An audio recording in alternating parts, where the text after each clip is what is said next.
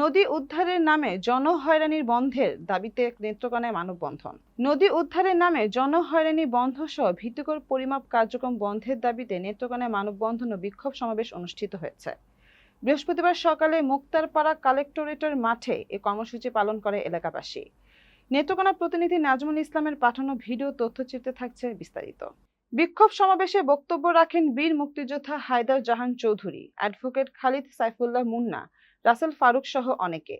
বক্তারা অভিযোগ করেন, সম্প্রতি পানি উন্নয়ন বোর্ডের কিছু কর্মচারী নদী উদ্ধার অভিযানের নামে নেত্রকোনা পৌর এলাকার মগরা নদীর তীরবর্তী বাসিন্দাদের বাড়িঘর ও দোকানে বিনা নোটিশে প্রবেশ করে সিএস নকশার ভিত্তিতে পরিমাপ কার্যক্রম চালাচ্ছেন।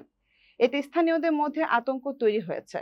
বক্তারা আরো বলেন, গত 15ই মে বিষয়টি নিয়ে জেলা প্রশাসকের সঙ্গে যোগাযোগের চেষ্টা করা হলেও তিনি অনুপস্থিত থাকায় অতিরিক্ত জেলা প্রশাসকের মাধ্যমে পানি উন্নয়ন বোর্ডে যোগাযোগ করতে বলা হয়। সেখানে বোর্ডের এক কর্মকর্তা পানি সম্পদ মন্ত্রণালয়ের একটি কপি দেখালেও সিএস নকশা অনুযায়ী পরিমাপের কোনো উল্লেখ সেখানে নেই। পরবর্তীতে তিনি হাইকোর্টের একটি আদেশের কথা বললেও তা দেখাতে ব্যর্থ হন। এ প্রসঙ্গে বক্তারা বলেন, অতীতের সদর এসি বুলবুল আহমেদ তালুকদার নিজে উপস্থিত থেকে বিআরএস নকশা অনুযায়ী নদীর সীমানা নির্ধারণ করে অবৈধ স্থাপনা উচ্ছেদ করেন।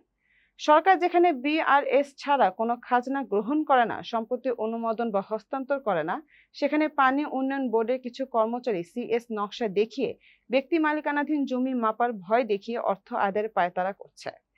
নেত্রকোনার সচেতন নাগরিকরা বলেন, তারা উন্নয়ন চান, তবে তার জন্য জনগণের হয়রানি বা জানমালের বিনিময় না হয়। জনগণের জন্য উন্নয়ন, উন্নয়নের জন্য জনগণ নয়, এটাই তাদের দাবি। পরে বিক্ষোভ মিছিল করে জেলা প্রশাসকের কাছে স্মারকলিপি প্রদান করা হয়।